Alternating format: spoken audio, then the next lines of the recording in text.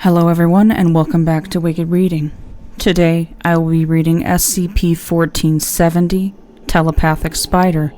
Object Class Neutralized, formerly safe. SCP-1470 was a male-fringed jumping spider, Portia fimbriata, recovered from Queensland, Australia. Its body measures 6.3 millimeters. In life, SCP-1470 was sapient and capable of telepathic communication with other sapient beings at a range of approximately 9 meters, although SCP-1470 was otherwise not notably different from other members of its species in behavior or physiology. The Queensland population of P. fimbriata has already been observed to be more intelligent than other spiders in its ability to solve problems and employ unique hunting tactics to capture its prey, which primarily consist of other spiders, both of the web-spinning varieties and other members of the Salticidae family to which they belong. Apart from its ability to communicate with research personnel, SCP-1470 displayed no behavior that was deviant from what is typical of the Queensland variant of P. fimbriata. However, due to its anomalous ability to communicate, it is not recommended that any conclusions about the species be drawn based on the experiences of SCP-1470. Communication. SCP-1470's method of telepathic broadcast appears to assign terms on a best-fit basis within the minds which receive its communications. When SCP-1470 referred to parts of its own body which do not directly correspond to human anatomy, the terms are adjusted based on context. For example, while leg is a straightforward translation, references to SCP-1470's palp were typically perceived as arm by researchers. Refer to the following statement received after an unsuccessful attempt to introduce SCP-1470 to a mate.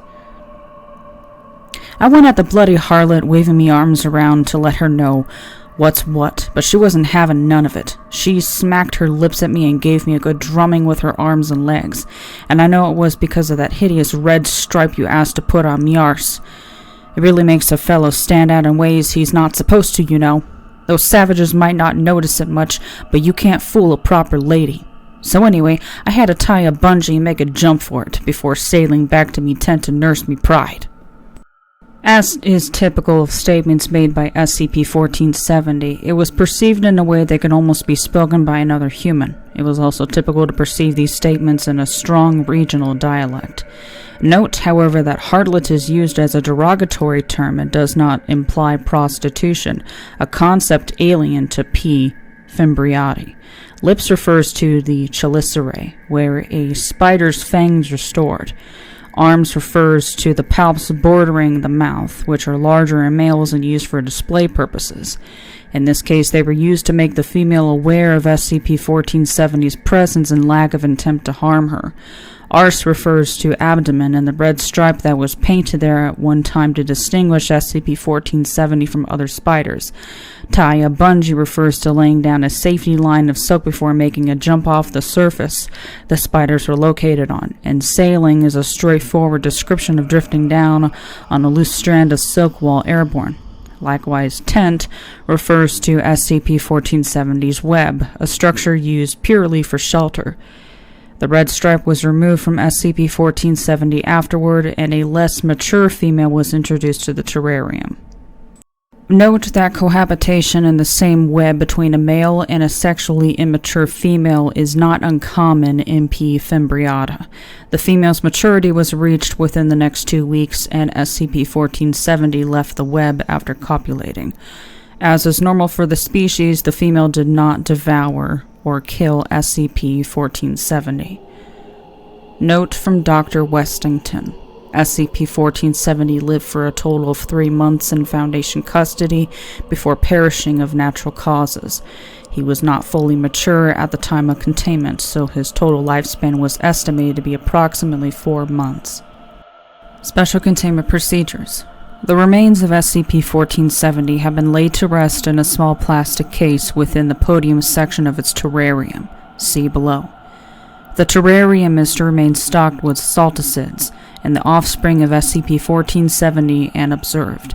Pending the end of quarantine period, these offspring may be introduced into the wild if no anomalous behavior is detected. All personnel have been cleared of quarantine after exposure to SCP-1470 with no ill effects. Previous containment procedures ended May 7, 2008. SCP-1470 is housed in a soundproof terrarium measuring 0.75 meters by 2 meters, 0.60 meters tall. The terrarium includes a small source of fresh running water and includes flora common to the Australian state of Queensland. The northeastern corner of the terrarium has been modified to allow for communication with SCP-1470. This location is referred to as the podium.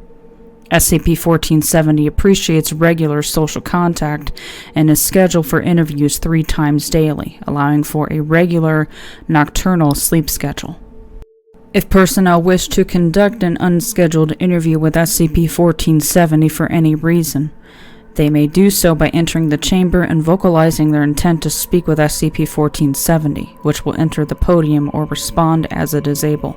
It is not necessary to speak verbally when communicating with SCP-1470, but vocalization of words helps to convey meaning more clearly than thinking of abstract concepts, and allows for easier transcription of communication. SCP-1470 is not capable of understanding the full range of human thought, so it is highly recommended that researchers only use basic concepts and short statements.